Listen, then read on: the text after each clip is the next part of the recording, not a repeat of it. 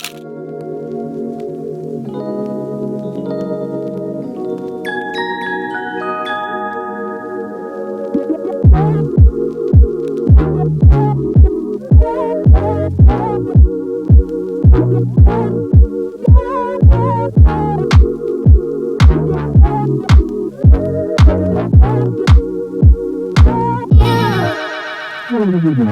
so what's going on? Welcome back to the channel.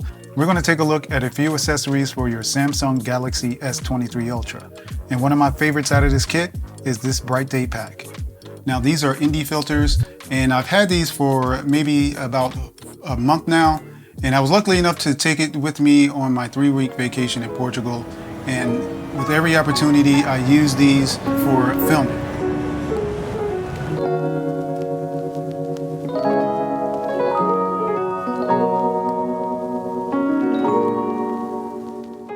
So if you are familiar with my channel, you do know that I use Freewell ND filters for my drones and also my mirrorless cameras. So quick disclaimer, Freewell did send out these filters to me.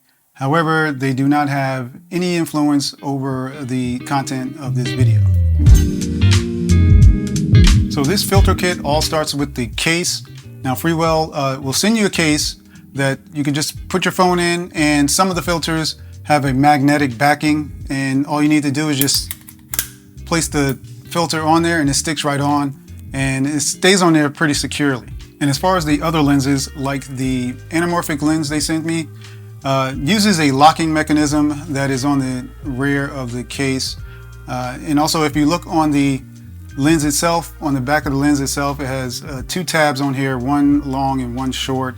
So just fit those on the matching grooves in the back of the case.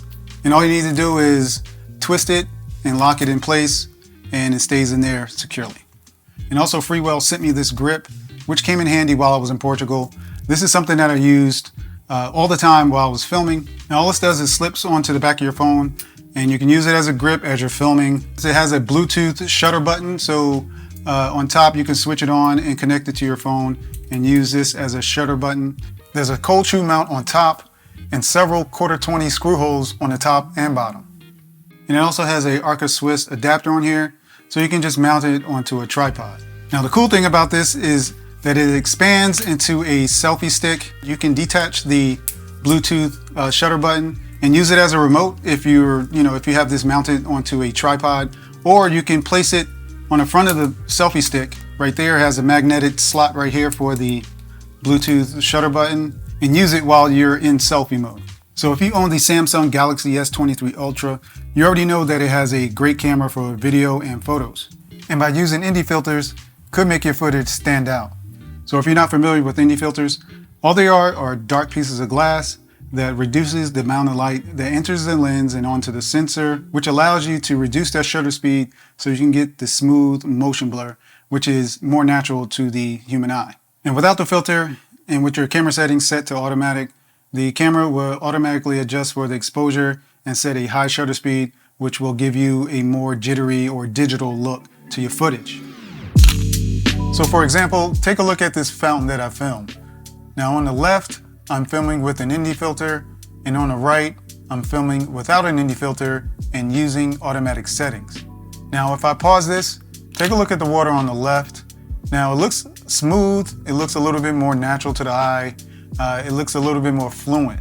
Now going over to the right, the streams of water look a little bit more digital, they look a lot sharper. And even if I put a filter on the camera with the automatic settings, it's still an improvement, because with the proper ND filter on there, the automatic settings will adjust accordingly to get the smooth motion blur. Now to get the proper shutter speed for motion blur, you need to set it double of what your frame rate is, or 1/2 double what the frame rate is. Now, I like to film in 24 frames per second, so I set my shutter speed to 1/50.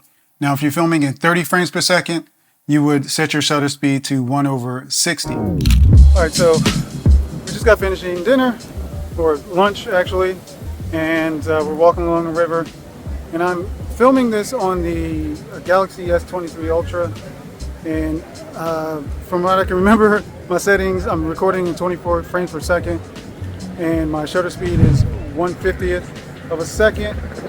And my ISO is at 50, which the Galaxy S23, that's as low as it actually can go, is 50. So I'm going to show you what it looks like when you don't have a filter on here and you're trying to use the 180-23. What'd you say? Where are you going? Yeah, I'm just walking. I told you I'll film. I'll be right there. Let me just take it off without dropping it and show you what it looks like. All right, so this is what it looks like without the filter on here, and it's really bright, I'm pretty sure. So let me put it back on, and it snaps right into place with the magnet, and there you go.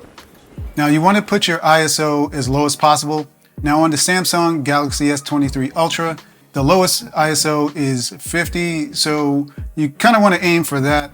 Now, if you need to adjust the ISO just slightly up to 100 or maybe 200, I think that'll be okay. But if you set a high ISO, which is artificial light, it introduces a lot of graininess to your footage. Now, as I mentioned earlier, another lens that they sent me is this anamorphic lens. Now, to tell you the truth, I did not use this as much when I was out there. Actually, I didn't really use it at all. I took a couple of shots, and most of the time I was trying to figure out how to actually use this, the optimal settings, and then also how I can use the footage. You might put it on YouTube, maybe. Now this gives you that cinematic movie look in your footage. It also gives you a wider field of view, but this does require a little bit more work in post. Now when you're filming with the anamorphic lens, it squeezes the footage, and in post you have to de-squeeze it to give it the more natural look. Also, when you're pointing this lens at a source of light, it gives you those nice cinematic lens flares. It also comes with the same density ND filters that come with the normal pack, and all you need to do is screw it onto the anamorphic lens, and you'll get the same motion blur that you would with the normal pack. So when I was filming with this, it took me a little while to figure it out, and I figured out that mainly you would have to use this on a tripod or use a gimbal, because too much motion while using these will give it a shaky or jello-y look. But these are very useful for those who like filming with their cell phones and want to get that cinematic movie look. So if you are serious about filming and you wanted to use something in lieu of your DSLR or mirrorless camera, you can use your cell phone with these filters and get kind of close to what you would get with your main camera. I was able to film a cinematic sequence for one of my videos. If you haven't seen that video, I'll put it up right over here, and you can go ahead and check that out. I did a nice little cinematic intro for my first video that I filmed in Lisbon. And the whole time I was on vacation, I appreciated the fact that I can just whip out my phone and just start recording whenever I wanted to, and not having to fumble around with my big mirrorless camera. And like I said, if you are serious about filming with your mobile phone, this would be a good choice. I kind of like it, and actually I would be using it a little bit more than I would my mirrorless camera, and I pretty much can take it anywhere. So thanks again to Freewell for sending these out to me. If you guys enjoyed this video or found it useful, please hit that like button. Also, if you like what you see on the channel, please consider subscribing and hitting that notification bell for future content. And I'll see you on the next one. Peace.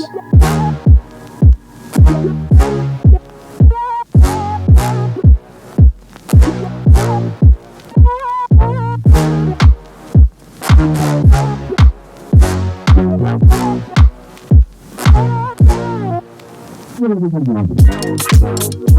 do?